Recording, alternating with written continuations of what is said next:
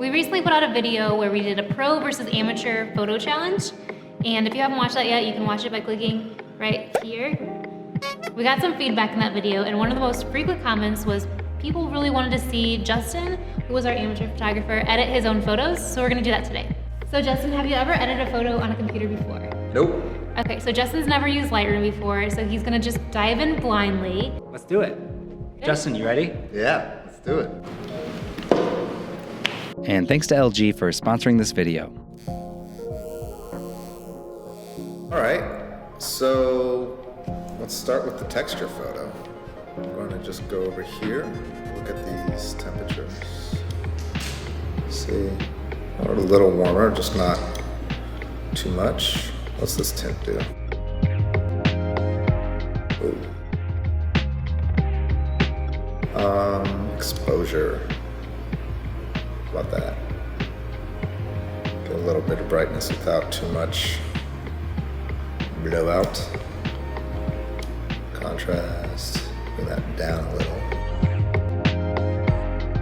After adjusting the highlights, maybe I'll just bring the exposure back down a hair.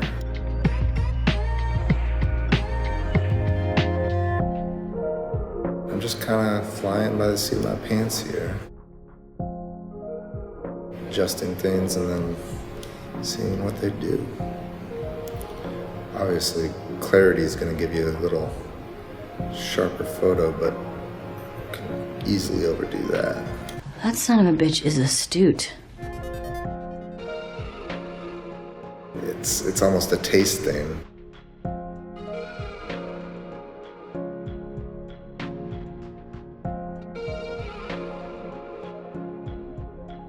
Oh, that makes the bourbon look real good.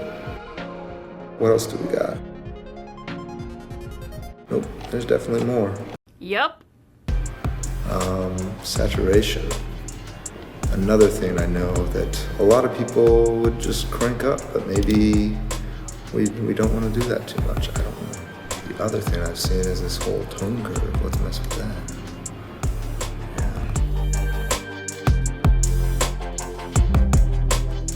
Typically what I do in audio is kind of try something and then bypass it and check it out. But I actually don't know how to do that in Lightroom. I'm sure there's a way to. Yeah, that's looking pretty good. All right. Sure. Pretty good.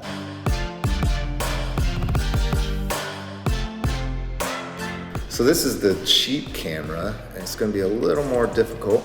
It's already quite blurry. Let's just start from the top here again. Let's just go through these sliders again. Same kind of thing, make it a little brighter because it's underexposed.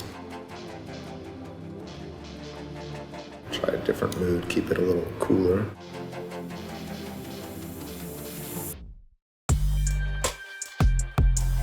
Don't want to lose that texture in the wall because that's pretty cool.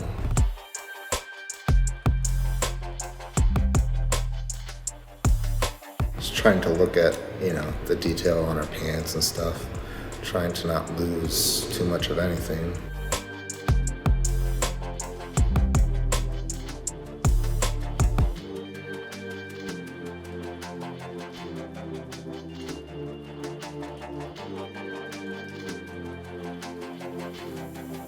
Just do the blues here, maybe?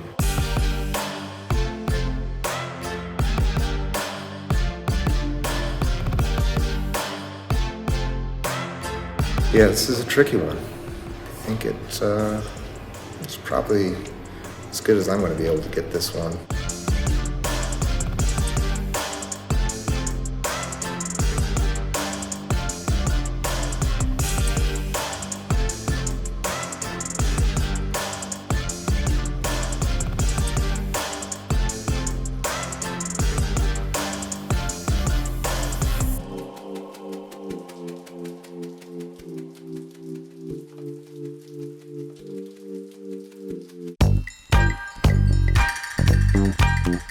We want to thank LG for sponsoring this video. They make incredible computer monitors that are perfect for creatives who need a lot of screen real estate. I first used their ultra-wide monitors at my old job, and I loved it so much I bought it from my company when I left to do this full-time.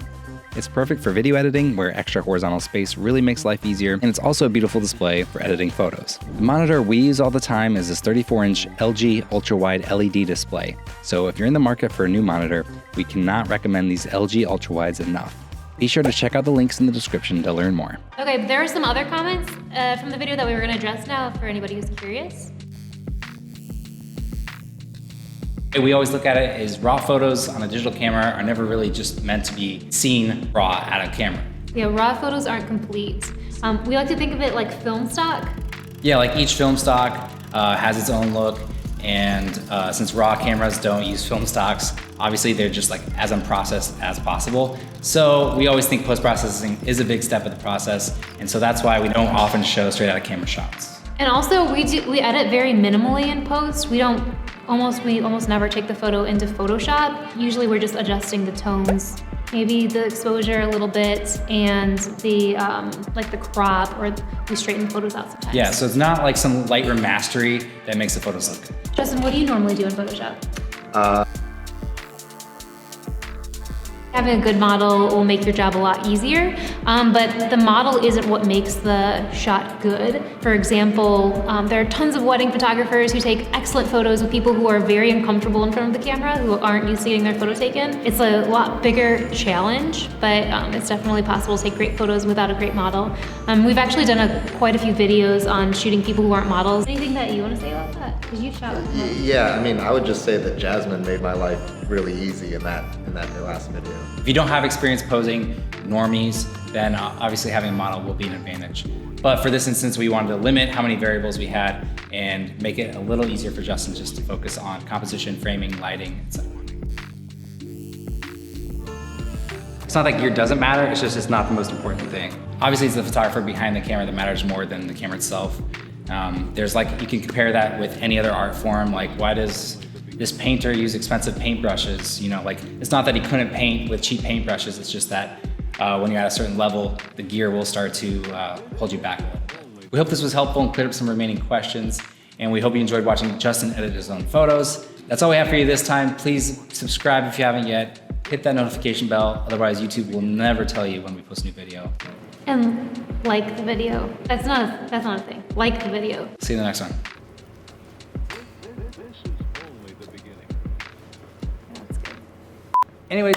Anyways, we hope this was helpful and, right? Helpful, inspiring, I don't know.